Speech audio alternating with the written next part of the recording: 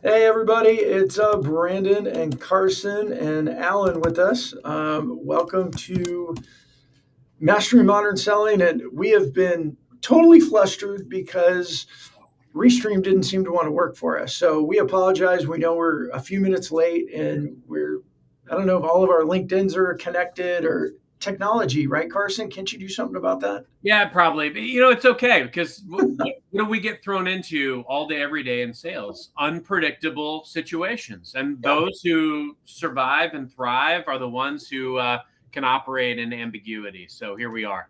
There you are.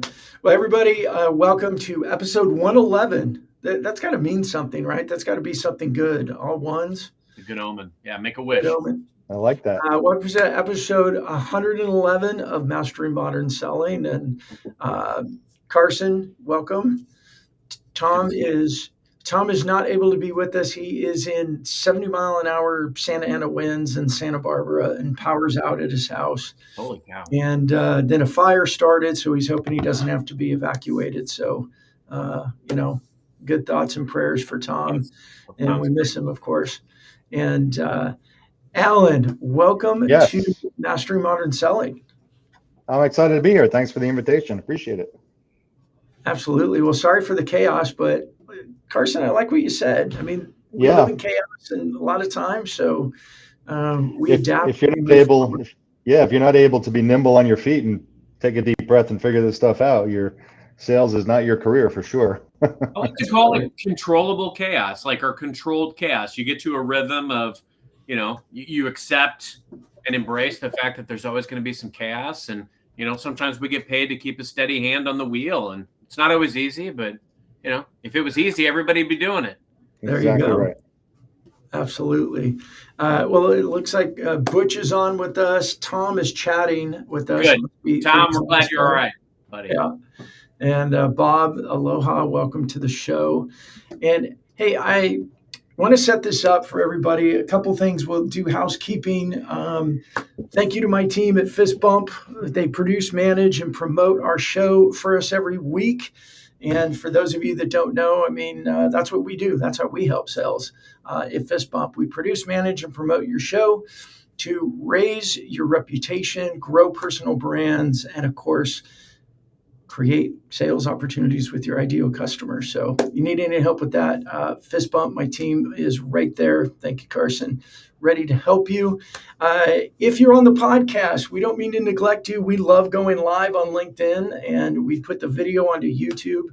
But if you're on the podcast, we really appreciate you as well. All the information you need to connect with our guest or connect with us is going to be in the show notes. If you like what you're hearing, we'd really appreciate the reviews, especially 5-star reviews. Helps us get in front of more people. And we've been growing lately, Carson. We got some things going on in the back end. We get a lot more downloads, so it's been fun. Beautiful. Thank you, everyone. This has been quite a journey. Yeah. Well, let's get on with the show. Allan, you are the founder of the 7 Secrets Sales Academy. I've got this big bio in front of me that's all impressive, but why don't we just jump to you telling us a little bit more about you and what you do in the sales space? So sales probably in 27 years now, something like that. I've stopped counting, but it's been a long time, and have had this my own consulting, sales training, coaching business I'm in year 6 of that. And I got here in an unexpected way because as I was selling, I spent many of my years in the construction in-home sales business, roofing, siding, windows, people who sell to homeowners, real estate people. And I'm a writer at heart, and I was I was the top rep at Anderson Windows for many years. And I was kind of always thinking I want to write a book on why I was successful. And then I kind of got challenged by my old boss that he told me that what I was doing wasn't trainable. He called me a field salesperson, and what you're doing can't be trained. He actually didn't let me talk to the other reps because he didn't want me to mess up their process, which was kind of crazy. So anyway, I took that to heart and I did write a book, but what was surprised me is the book became a bestseller. And from there, I started getting speaking engagements. And from the speaking engagements, people were asking me to train, and the 7 Secret Sales Academy was born. So here I am. Love it. That's an amazing story. Yeah, that's pretty cool. Yeah, you and I, what I like about this too, Carson, with Alan's background is we're in what I call more like real traditional businesses. We seem to talk a lot in tech and other areas, but you were selling windows and doors. Yeah, yeah, That's yeah. We were, the perception of sales is bad to begin with, any salesperson. But when you get into the in-home guys, you get the tin men, you get the, right below the car salesman. It's like, oh my God, these guys are coming to my house. It's going to be high pressure. It's going to be, the old Kirby vacuum guys throwing a clump of dirt in the door when they open, stuff like that. So it was hard. We were tasked with, we had to go into a house and sell anywhere from $10,000 to $60,000 worth of windows in 2 hours. And if you didn't do it, that customer's gone. There was no follow-up. There was no nurturing. You had to sell it or you were done. And you learn. What I learned was you learn how to sell good, but if you can learn how to sell without the pressure and making a person feel good in that environment, then you become a really good salesperson. And I felt better about myself as I evolved into that salesperson. I've sold windows too, but not the same kind. That's a joke if you get it. Alan, I got to ask. So, like, I want to dive in more on what did you do that wasn't trainable? Yeah. I'm a big fan of unorthodox and unique sales approaches because I feel like anytime you can break away from the mold, break away from the connotation that people have of salespeople, that's the very thing that can make you successful. I'd love to know more. Tell us about kind of your non-trainable sales process. So obviously every company has a sales process, right? They all have the process. You need a process. You need some sort of roadmap for the sales rep. The problem that I saw was most companies, their sales training is really product training. So they teach you how to sell the product. They teach you about the product. They don't teach you how to sell the product. So people are selling on features and benefits, mostly features. And people don't buy on features. They just don't. Emotion sells, features don't.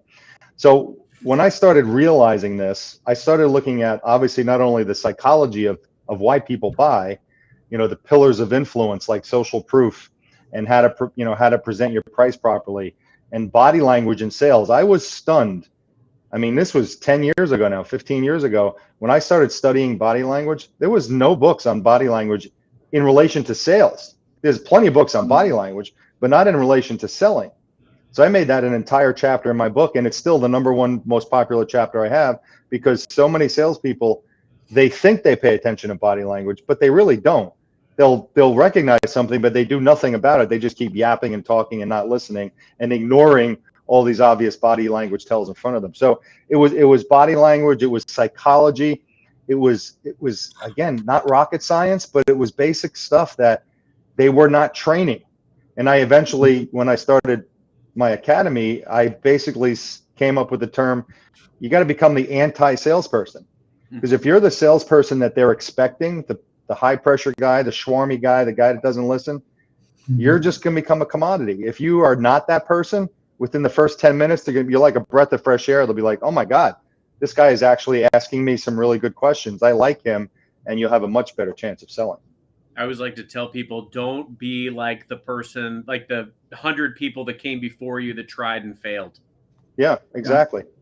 Yeah. Carson, I'm hearing Anthony Norino's episode with us. I'm hearing Lee Stahl's episode with us, and I want to go back, if you don't mind, Alan, and just tell everybody in the audience that are listening to, like what you said at the beginning there. We could just unpack that for the next hour, and it would be gold. One thing I heard you say is that most companies, now I would throw in if they train salespeople.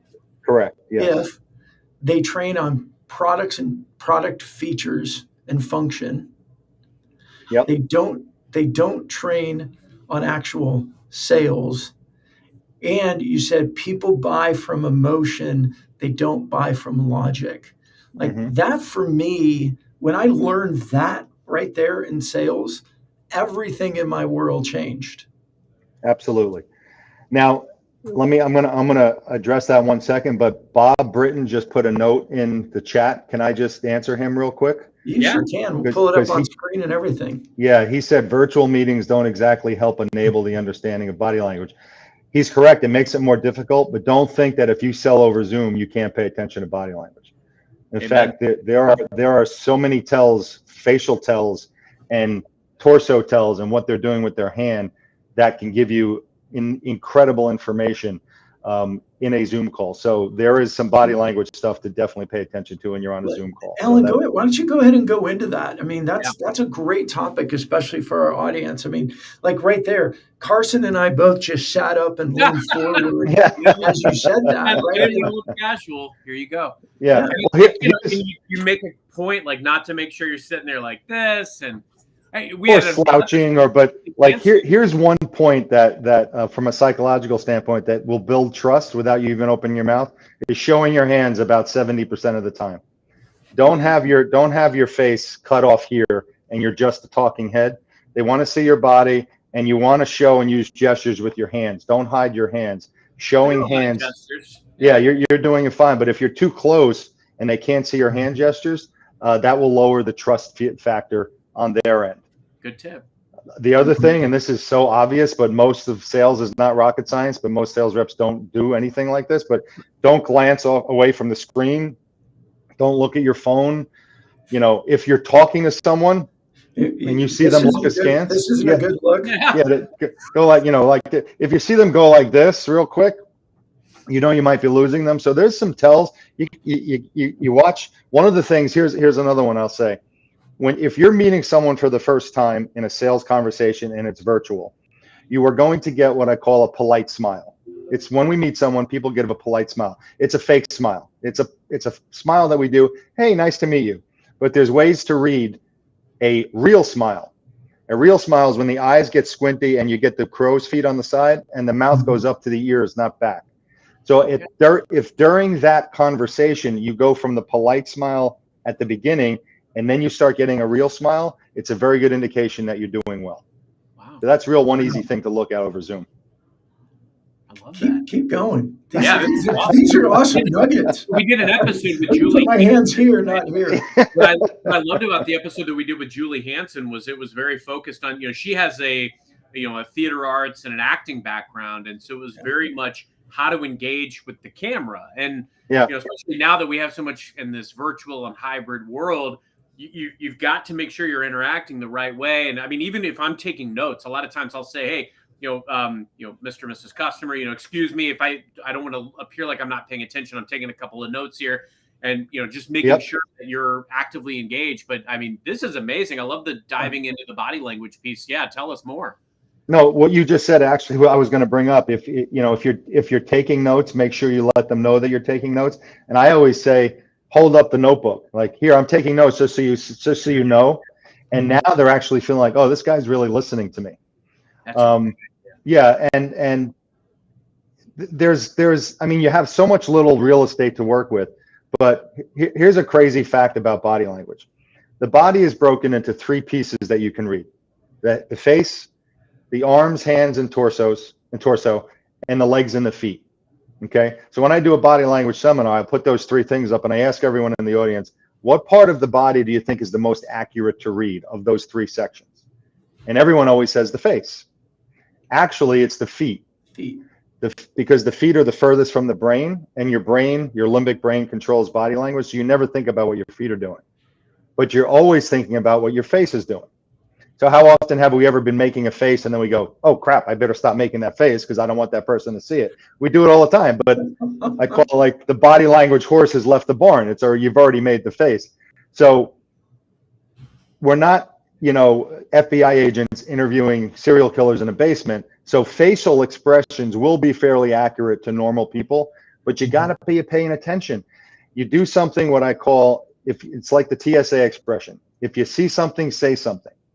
If you see someone purse their lips after you say something, that is a great indication they didn't like what you said. And if you don't stop and say, you know what, let me pause here for a minute, Brandon. Did what I just say, did you understand what I just said? Or how's everything sounding so far? You're giving them an opportunity to address why they made that body language tell. They may not even know that they did it.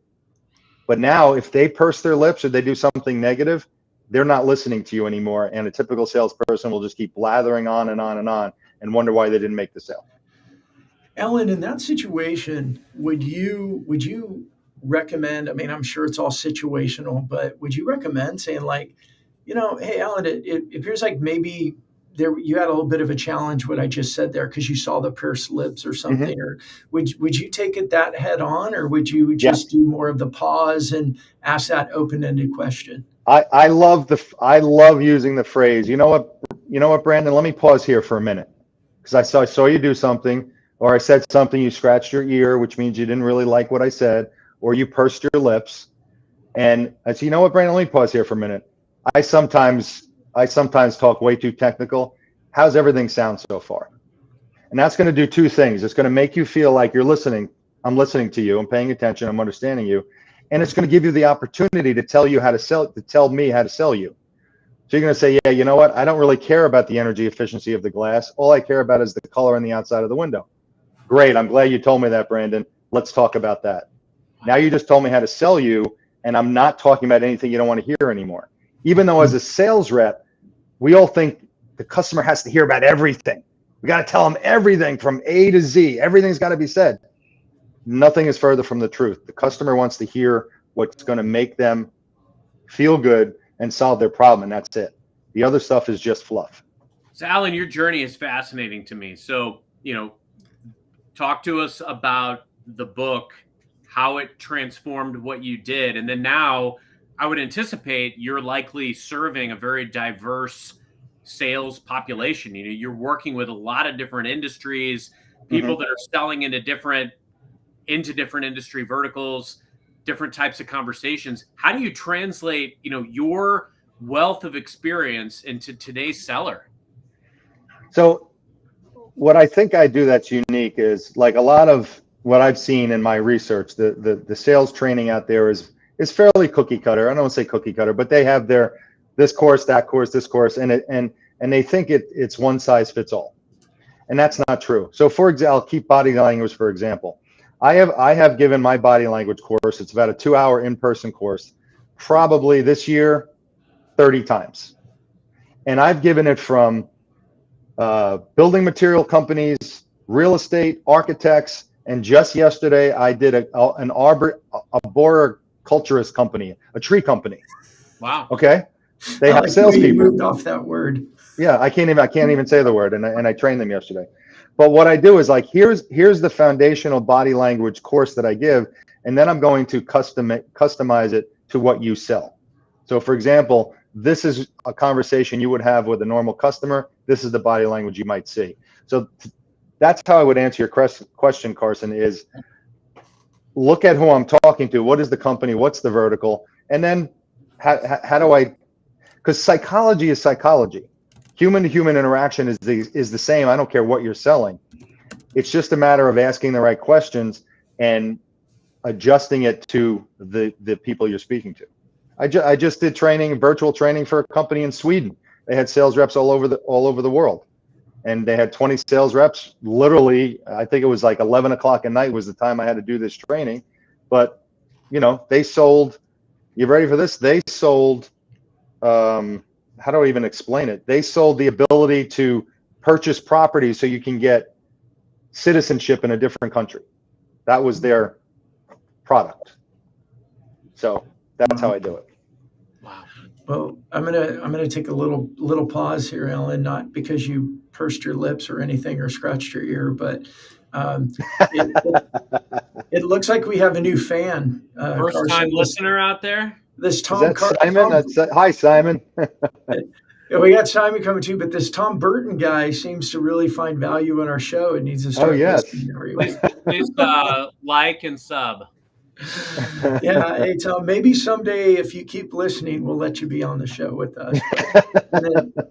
And then yes, Alan, big fan you have out there, and Simon. Simon, welcome to the show. Thanks for joining us. He's awesome. You should have him on your show as well. The guy's terrific. I was just gonna say that. Simon, we need to book you next. Yep, absolutely. We'll reach out for sure. Well, Alan, I think, is there anything else on this before we move off of body language? I think our audience is going to love that tactical, practical side. Whenever we have shows that are very practical, here's something to consider. Our downloads go nuts and our comments and everything. do really well. So, is there anything else that you think this audience should know about around the nonverbals, around that body language? I mean, don't treat every if you're in a sales situation where you're on a lot of Zooms, let's say you got 2 appointments a day, 3 appointments a day, and there's a lot of us out there that are doing that. That's how they're selling. It can get very easy for this to be mundane and very repetitive. Just keep in mind, even though you have 20 appointments, you're that person's only appointment. Mhm. And it's like the little girl trying to save the starfish on the beach. And the guy says, "Why are you saving all the starfish? There's a million more in the ocean." She goes, "Well, it matters to the one in my hand."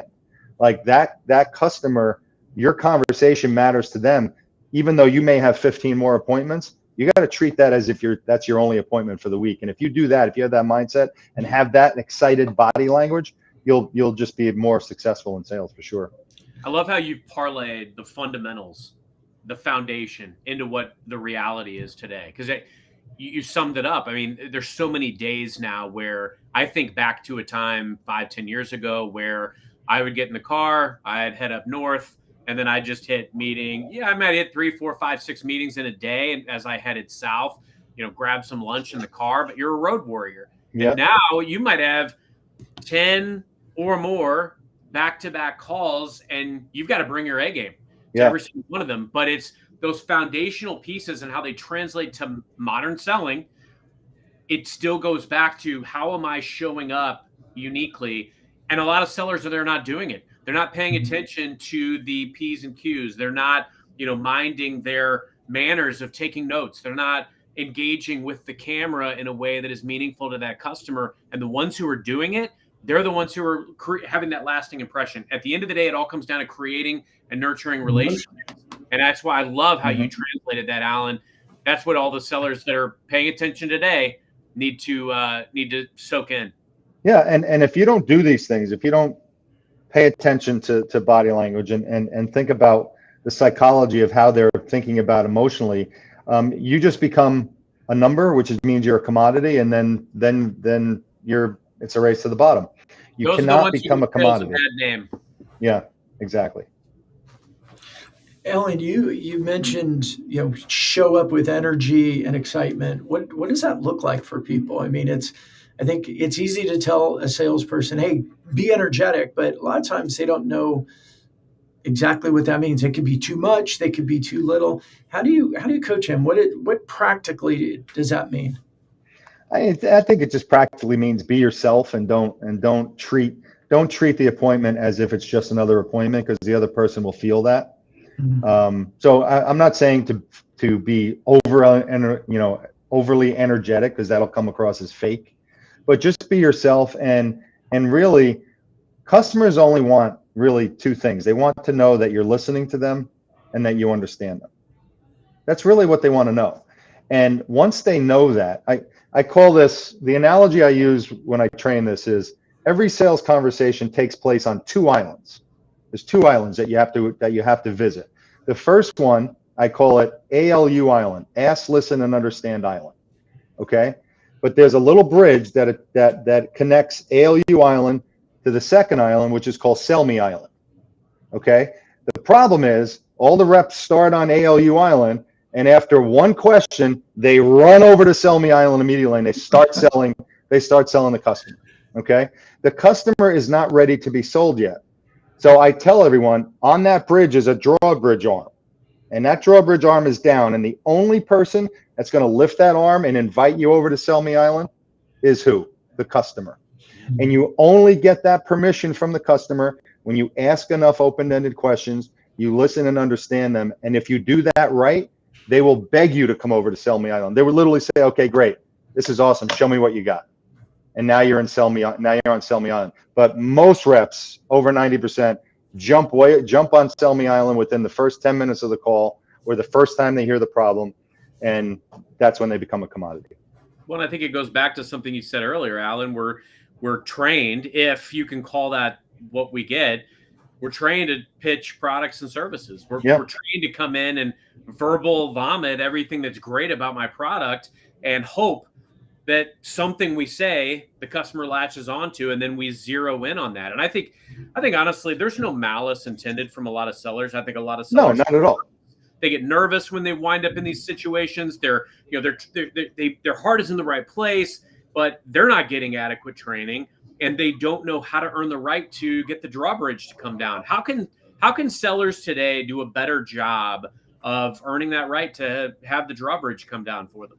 It's very, very simple. Ask open-ended questions. I know it's the silliest thing to say in sales because it seems so obvious, but I listen to sales calls all the time. I go on ride-alongs with reps all the time, and I can count on my left hand how many times I hear open-ended questions, because the brain defaults to closed-ended questions.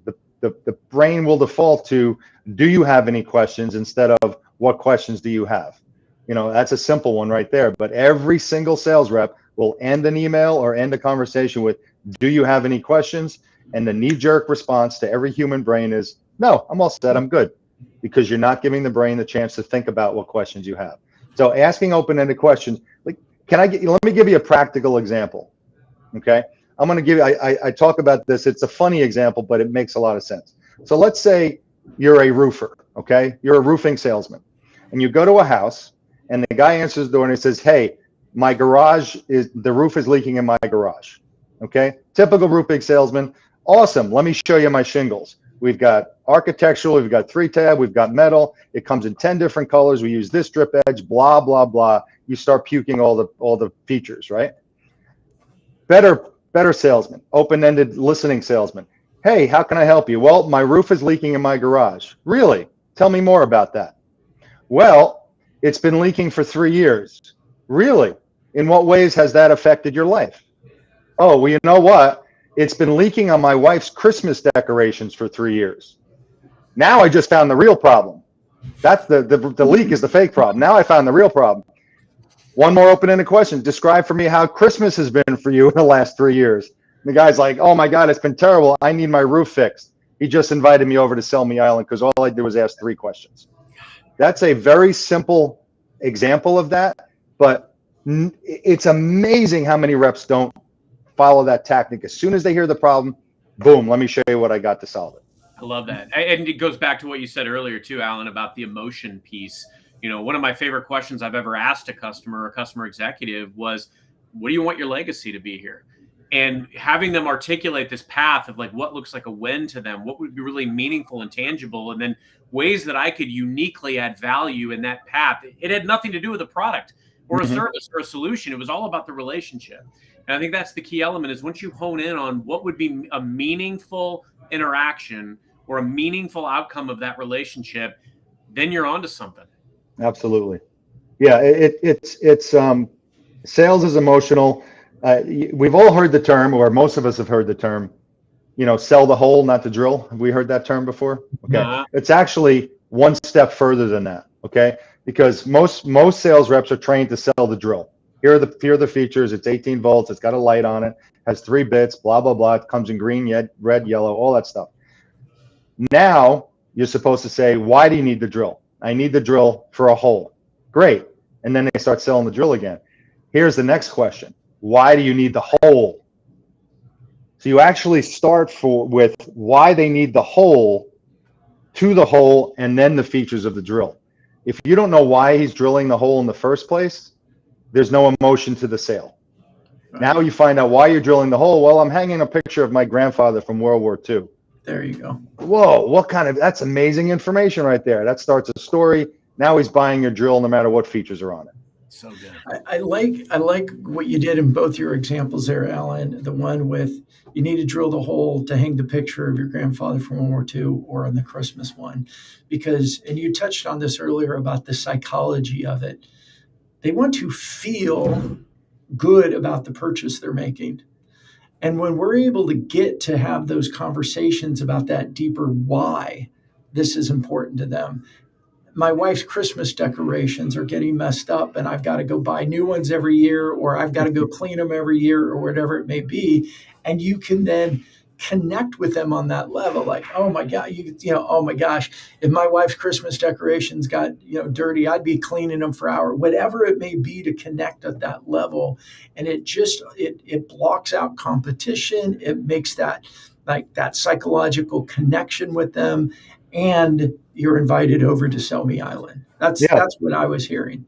that's exactly right. Because if you think about it, let's say he had 3 roofers over, and the first 2 showed him the shingles and the drip edge and the underlayment and the colors, and that's it. And then the third one did what I just said. Who's he buying the roof from? It's not even close. He's buying the roof from the guy who asked the questions and talked about the Christmas decorations. It's as simple as that. Price, or the schedule to do the roof, doesn't become as important. I'm not saying they're not important, but they're not as important because connection. Correct. And the other thing I would say here with regard to emotion, and this is another critical thing that a lot of sales reps miss, is you want to put the customer, the prospect, in the position of imagining what it's like to own your product or service. They need to imagine that. They need to think about that. So you need to say statements like, imagine what it would be like to be running this software and have a 30% better margin next year. Have them think about that, not just tell them you're going to have a 30% better margin next year. That's not emotional. That's just a fact. But imagine what it would be like when you're sitting at your computer, Carson, and you've got 30% more revenue than you had this year. Think of those numbers, Carson, and you'd be like, wow, that's wow. And now it becomes, that's emotional. Now they want your product. So once you put a person in a position to imagine what it's like to own it, it's easier to sell it. I love again, the way that these foundational fundamental pieces transcend industry and can be applied anywhere. Allan, I want to hear more about, I want to talk a little bit about your book and branding. One thing that I've definitely seen that's changed about sales over the last, couple of decades has been this ability that we now have to do podcasts and shows and to leverage social media to, really proliferate our brand and get out and touch people in ways that we never would have imagined previously. And I love your journey where, you took this unique way of selling, you wrote a book, and then you parlayed it into a new experience. I'd love to hear your thoughts of like, how has branding, reputation, and then some of these new mediums like social media, how do they play into your arsenal today? Well, I got to tell you, I probably wouldn't be here. I'm not sure where I would be if it wasn't for COVID, to be honest. I know COVID was pretty awful, but a lot of great things came out of COVID. And the one thing that COVID forced me to do was create this business in a different way, because I wrote my book. It came out and I thought I was on the runway at the end of 2019 to start my business. And COVID said, nah, not so fast. You're not going to do that. But I was just diving in without much thought. And then COVID forced me to create an online brand. It forced me to dive into LinkedIn. It forced me to meet people like Simon and you guys. And I went from literally, I opened up LinkedIn and I had 65 followers, when my book came out. And now I have over 15,000 because I dove in and I followed people and what they were doing. And I built a personal brand. And I'm very, very cognizant of everything I do following my brand. The name, the colors, everything. I try to do that, and I try to stay very consistent. But it ain't easy for sure, and it's gotten easier with other these softwares and apps that can help you do things. But I think everyone, even salespeople that work for different companies, people will always buy you. They're buying the people. Yeah, they're buying software and everything. But if both pieces of software are exactly the same, they're going to buy from the person they like more. Right. And you have to have a personal brand on LinkedIn. If you're mining and prospecting on LinkedIn and you just have Joe Smith, software salesperson from ABC company, you're about as boring can be. You have to have a really good personal brand on LinkedIn because people want to do business with you. And Allan, what does that mean to you? What does the personal brand mean? What do you do? How do you do it? What does that look like? You want to, let's stick with LinkedIn since this is where we are, and I think most people live here. You want your LinkedIn is not a place for your resume. You're going to have your resume if you're applying for a job, but it's not a resume. You want to show what you do, how you help people, not what you do. So for example, instead of saying sales trainer under my name, I forget, increase your sales with workshops and whatever it is. I tell people how I'm going to help them. That's what your banner should do as well. I mean, I see all the time on LinkedIn, a guy with a picture with his dog and in the banner is like a picture of mountains because he was on vacation there the last year. I have no idea what you sell, what you do, how you're going to help me. So I'm moving on. But if you contact me and you have something to sell me and I go to your profile and I find out, wow, this guy has helped all these people, this is what he does, you got a much better chance of selling me than the guy who has a picture of Syracuse University logos on his, on his banner or stuff like that. So that's what I mean. You got to use LinkedIn as a mini website about yourself and how you help people or help companies. Allan, as you went from 65 followers to 15,000, what would you say were the key? You talked about your profile and making it look right and say the right things, but what are the two or three key activities that you did to get there?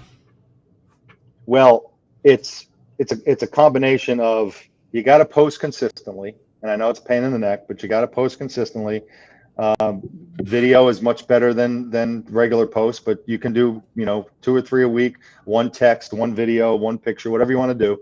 Got to post consistently, but the key is goes hand in hand, is reaching out and connecting with people and then commenting on their stuff. You got to comment on their stuff, because once you comment, you're no longer a stranger. Because people will read comments. People read every single comment on stuff that they post. And if you want to get someone in your circle, and it's like I tell people, I'd rather, if someone tells me to make 100 cold calls, no, I'd rather spend my time making 10 warm calls that I got from LinkedIn than 100 cold calls of people that I don't know. Because if you're connecting on LinkedIn and you're commenting back and forth, you're no longer a cold call. You're a warm call. And you can literally, hey, we just connected on LinkedIn and we share these comments. How you doing today? That's going to get you a lot further than, hi, I'm calling from ABC company and I sell this widget. This is one of the best episodes ever in the way of the commentary, like the anecdotes that you're dropping and the practical advice. Allan, are there any really great, I love too, like just even your positive story about like what for you came out of the pandemic. I think it's pretty incredible that, like 4+ years ago, I wasn't even thinking about ever being on a podcast, but it started naturally happening as a result of, hey, we can connect geographically with anybody, anywhere, talking about anything.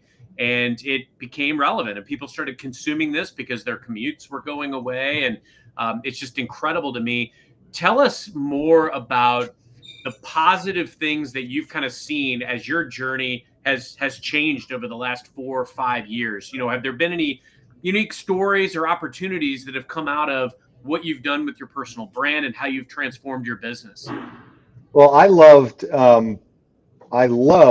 the fact that prior to COVID, LinkedIn was there, but LinkedIn was not used as it is today at all. It was mostly a referral and a site for resumes and for finding jobs. And all the fences came down when COVID happened. We were literally, that's how I met Simon. I met Simon over COVID, and he lives in Bath, England. And the one thing that came out of it, Carson, that I like that you asked this question, because it makes me feel good when I think back on this. The Friday, so I'm in Rhode Island, in the United States. I'm in Rhode Island. And I remember March 13th very vividly. It was a Friday. That's when Rhode Island shut down. And I was taking a shower that night, and it was just literally an aha shower moment. We all have those aha moments in the shower. And the phrase play, don't pause entered my mind, meaning we need to hit the play button right now, not the pause button, because everybody was freaking out and stopping what they were doing. And I just grabbed a handful of friends, business friends that were in the state, 3 or 4 of us, and I said, let's meet once a week just to support each other so we can get through this. And the first meeting was 5 of us, and I called it the Play Don't Pause group.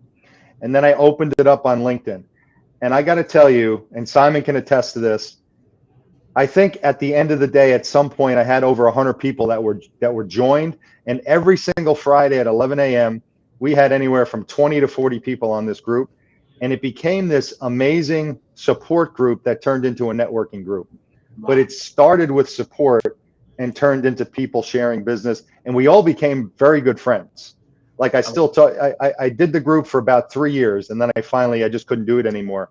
But we met every Friday almost religiously for 3 straight years.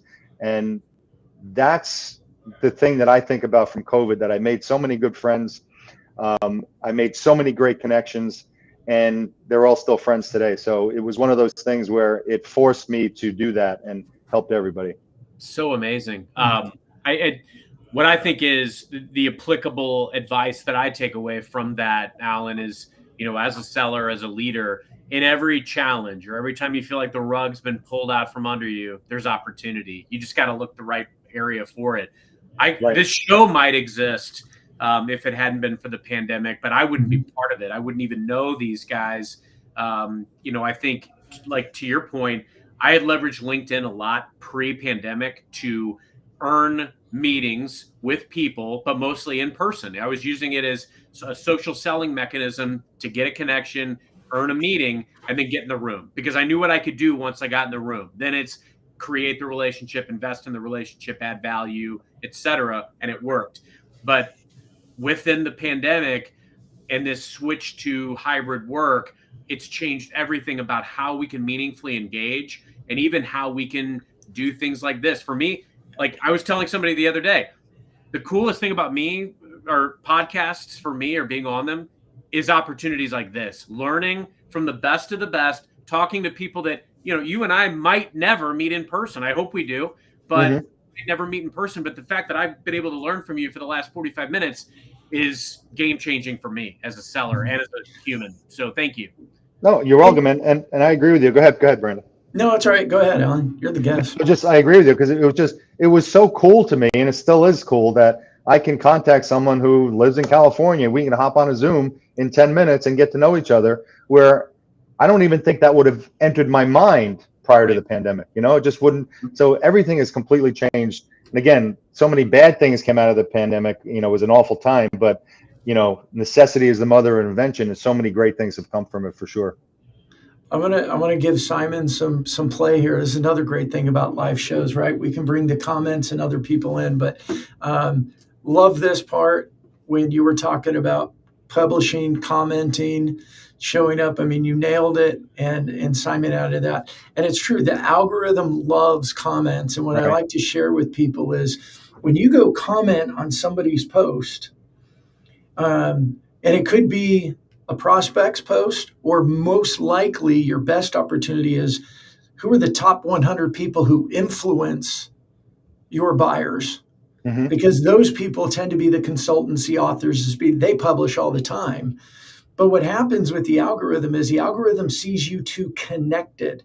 It doesn't show they came to you or you come to them. It doesn't matter. The algorithm just shows you two are engaging with each other. And it's an action that you can control by intentionally going out and commenting on other people's posts. I just wanted to make that. And then, of course, big shout out for Allan from Simon. The magic of your group was that you gave everyone a voice. Good stuff. Thank you, Simon. I appreciate that. And I had another question. I'm not used to moderating. That's usually Tom's job.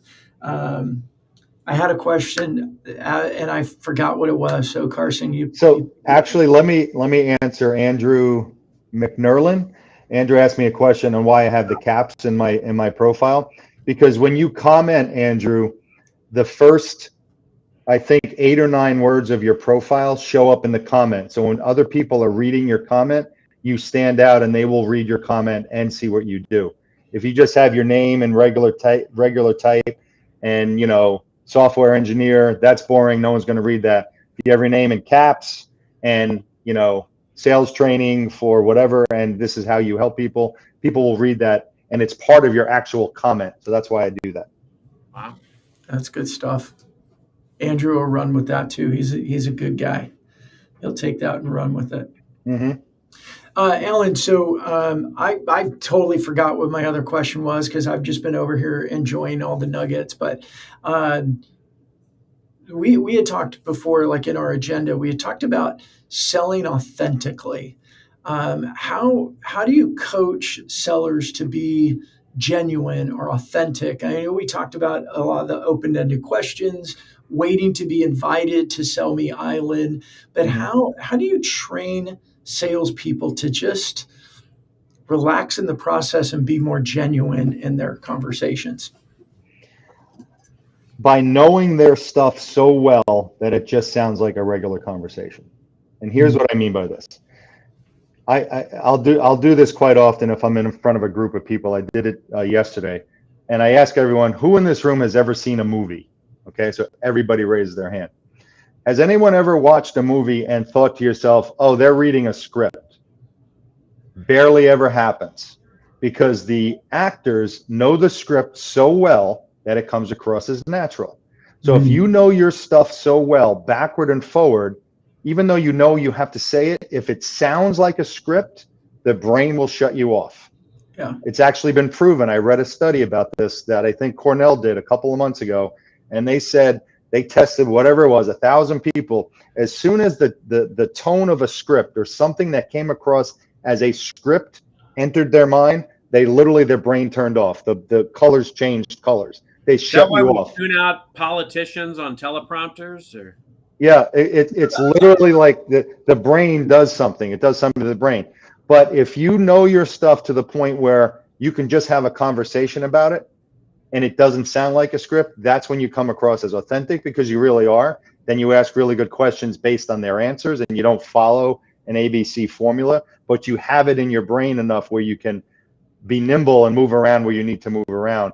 That to me is sales authenticity. I'm interested too, Allan, and from your observation, what else is missing from today's sales training? I think really we need having a show for that. Seriously, I just with sometimes I see, just my casual observation, it's challenging to create and maintain a sales culture, a true sales culture in organizations for a variety of reasons. I think sometimes we bring in, people from the outside that don't know the culture. They're bringing in their own stuff, and it's just very challenging to naturally create and maintain a sales culture. What do you think is probably most missing from sales training today? How could we improve it with just like a couple of big, home run type activities? Boy, the first thing I'll say, because I've been asked this question more than once, and this is an unfortunate answer, I think sales leadership right now is very poor. Yep. I don't see a lot of great sales leaders out there. All I see are sales leaders who admonish their sales team, who just think about numbers. They don't treat them like humans, and it's why it has such a high turnover rate. They don't let them enjoy their jobs. They may be getting pressure from the owners, whatever it is. But I talk to so many sales reps, and all they do is complain about their sales management. And you know why? Because maybe they used to be a good seller. They got promoted. They weren't ready for it. They think they still need or want to be the hero. And all they get is the beat down from the boss, and they turn around and they micromanage because they don't know anything else. Yeah, exactly. And most really good salespeople don't make really good managers. They just don't, because half the time they don't want to be a manager. But when they do think I want to be a manager now because I'm tired of running all the appointments, they're just not good at it because they have zero management training or leadership skills or anything like that. So that would be number one. But as far as sales culture is concerned, culture is an interesting thing because obviously everyone's humans and everyone has different personalities and all of that stuff. What I found that really helps a sales culture is, instead of treating everyone like an individual salesperson and it's Brandon versus Carson and who had a better month, you need to, high tides raise all boats. You need to be treated as a team. Yes. And when people are part of a team, I want Carson to be happy that Brandon had a great month, not pissed off that Brandon had a great month. And so many sales teams are pitted against each other. They do, contests are great. Contests are good, but contests shouldn't be individual. You should put people in teams. And I always tell people, if you have a contest, put the top guy with the worst guy. That's your first team. And your second guy with your second worst guy. And on down the line. And then all of these teams start to help each other. They lift everybody up. So I think that's a huge thing that's missing in sales culture, is is the concept of sales is not an individual sport, it's a team sport. I love it.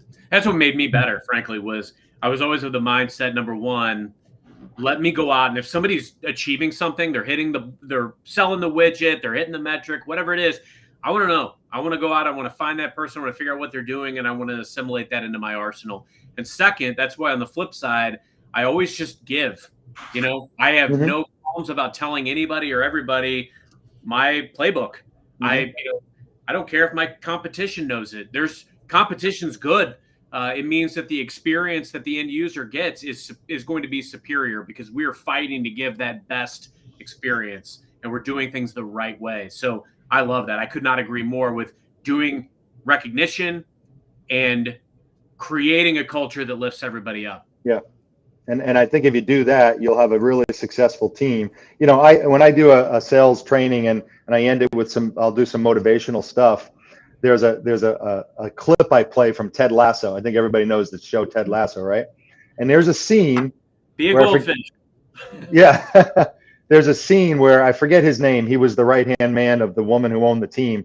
And he had everyone over for Thanksgiving. And he stood up and he made a toast. And he said, to the family we're born with and to the family we make along the way. Mm-hmm. And I love that. And I end my sales training by saying, you all in here are family. Even though you're all individual sales reps, you're a family and you need to work together as a team and all be successful. So I think that would, I echo what you're saying. Sometimes we get along better with our coworkers than our actual families. So yeah. Yeah, that was Higgins, by the way. From Higgins. Thank you. You looked that up. You looked it up. I could tell. I remembered Higgins, but I couldn't remember his first name. And then so I looked it up and remember it was Leslie because Leslie. Yeah, Leslie. He's the feminine junior. I heard they're bringing the show back. Really? It. I heard they're making another season, or at least they're talking about it. So. Oh boy, they're talking about it still. Yeah. Well, Allan, you just said something that helps us kind of wrap this thing up. You said when you finish your sales training, you like to give them a little bit of motivation. You just gave us our one from Higgins, but what other motivation do you have for all the sales folks and leaders that lead sales out there? Wow, big question. Here's what I would say. Here's a little piece of advice I would give to the sales people, sales reps. Even if you're working for another company, have the mindset that it's your own company, that what you're selling is your own company. So in the in-home world, if you're selling windows, it's your own window company. Don't sit back and wait for the company to give you the leads. Don't be the lazy person getting the leads from the company. Now in the B2B world, I know there has to be a lot of prospecting as well, but there's still the thought process of the mindset of I have to do this for my company. If you just switch that a little bit to this is my company, I'm selling this software, you actually will just work harder. It will mean more to you if you just switch that mindset.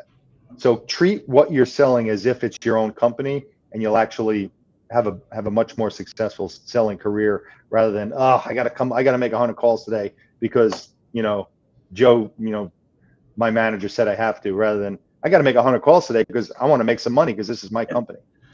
So when it comes to commissions, it is your company, right? 100%. Yeah, absolutely. Yeah. And by the way, Allan, just before we wrap up, if we did Carson and I competing against each other, I wouldn't even have a chance. Don't sell yourself short, Brandon. You got to have good confidence too. Oh no, I'm confident in me. He's just a freaking machine. There are ways that I think good sellers, they know what they're good at. They know what they're not. They know how to double down on their strengths, and they know how to use their strengths to deliver wins to everybody they touch. And thank God I'm good at something. So I figured out I'm good at LinkedIn and prospecting and negotiating. So, and as a founder of a company, I know what I'm good at is getting out of the way and creating a culture. That's the best thing you can do. People can thrive. Yeah. Mm-hmm.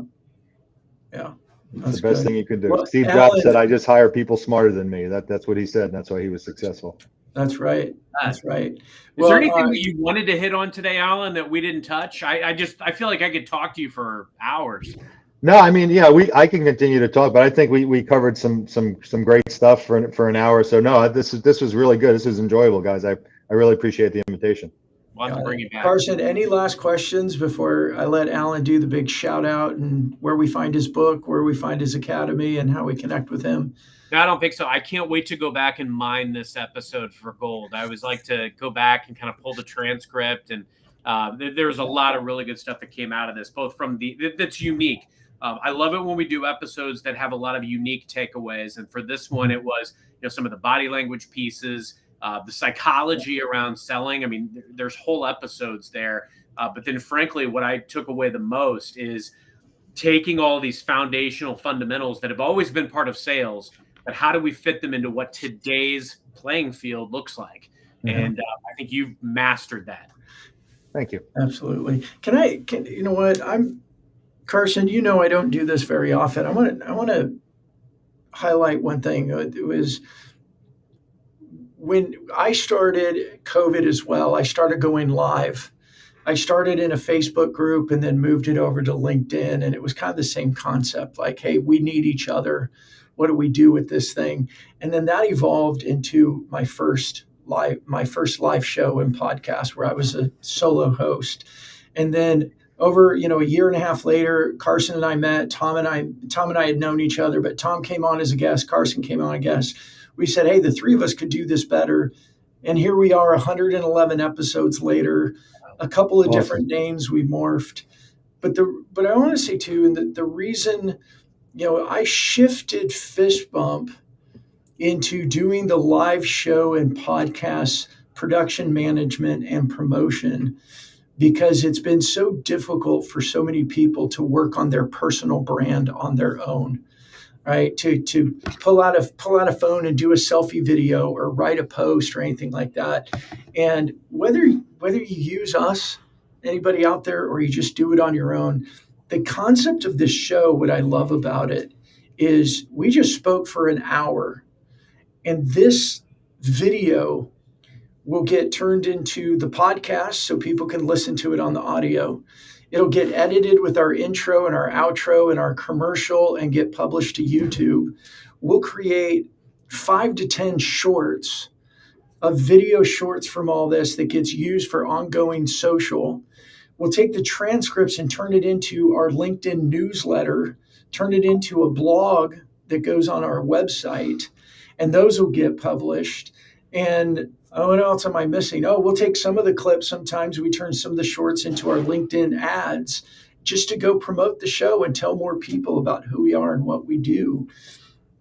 As we talk more about this LinkedIn, and I love your story, Allan, from 65 people to 15,000 in roughly 5 years, just by showing up and creating content. If you're not comfortable, anyone out there doing the selfie videos or writing posts or all that, look at the live shows and podcasts. They are one of the best ways to create your thought leadership and build your personal brand in a really easy way. Because you know what the three of us just did for the last hour? We hung out and had a great conversation, met a few people in the comments, laughed, learned, and now we're done and we're going to wrap this thing up. But the 1 hour piece of content that we have is invaluable to my branding, the show, the company's branding, goes out for Carson's branding. Allan, we're going to give it all to you, like all of our shorts and everything we give to you. So, I know that this whole LinkedIn thing gets difficult. I want to highlight, Allan, what you did was you went from 65 to 15,000 in 5 years just by showing up and being consistent. You cleaned up your profile, you published, you commented. Go ahead. I'm sorry. And the one piece of advice to do this, and I think this is what most people struggle with, especially when they start, is you don't have to be perfect. It's progress over perfection.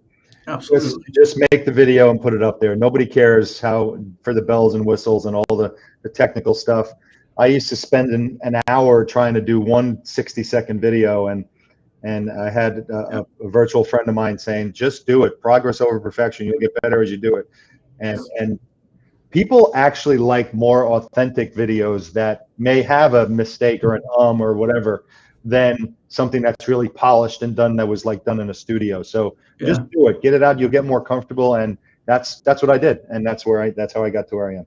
I love it. I'm going to say one last thing, and this is promotional. I apologize, everybody, but I just decided over the last several months that my mission in 2025 is to do this for companies. There's so many small B2B companies out there, 10 million to 40 million. And this personal branding thing is just, I know I need to up my LinkedIn game, but this scares the crap out of me. I think companies should be doing these live shows and podcasts and these casual conversations to the point that Fist Bump is offering 10 people a free live show and podcast. I want to get 10 more companies that we're doing this with. If you're interested, ping me on LinkedIn. I'll give you the details.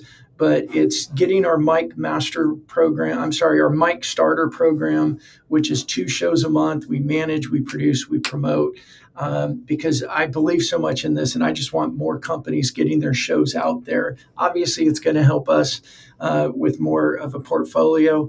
But if you're out there listening and this is something of you, ping me. I'd love to give you all the details on it. Now, I'm going to shut up.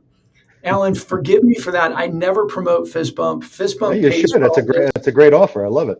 But I can vouch for the value. You know what's funny, Brandon, and we haven't talked about this because I just started doing it, but keep in mind, I'm just a seller and a sales leader, and I work for a big company.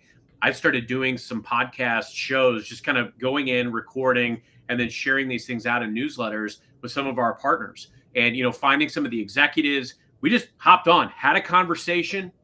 It was very, like Allan, what you said earlier was super valuable around when you know your stuff and you make it conversational, that's what takes it to the next level. I've interviewed customers. I've interviewed prospects on shows. And, these are things that I just do I'll hop on a Teams meeting, hit record, publish it. Doesn't have to be perfect. It's conversational. And at the end of the day, what do my customers want to hear? They don't want to hear from me. They want to hear from each other. They want to build community. They want, valued references. And so if you're interviewing a customer or a partner about something that they're passionate about, and then you can take that content and material, and as Brandon just said, it lives in so many different ways. You can package that up, put it in a newsletter, get it out, passively educate the masses. People are going to engage. And these are the types of things that can make that drawbridge come down for you. Okay. Good stuff. Allan, we're going to want you to come back. Hopefully you're willing. Sure. But before we wrap up, can you tell everybody what's the best way to get in touch with you, your website, where to go buy your book? It's pretty easy. Just go to the 7 Secret Sales Academy, set the number 7 secretsalesacademy.com. And from there, you can get my book on Amazon. You can fill out a form to reach out to me. You can say hello. That's the easiest place to find me. So the 7 secretsalesacademy.com. The7secretsalesacademy.com. Perfect. Yep. And for everyone on the podcast, it'll all be in the show notes with links. So you can just click. You don't even have to remember. That'll be down in there. Carson, we might be pushing one of our longest episodes. But the longest is still Donald Kelly. It was 1 hour and 10 minutes. Yeah, we got an hour. Oh, and we started a little late, but we're right up there. So, Allan, thank you so much again for joining us. My pleasure, guys.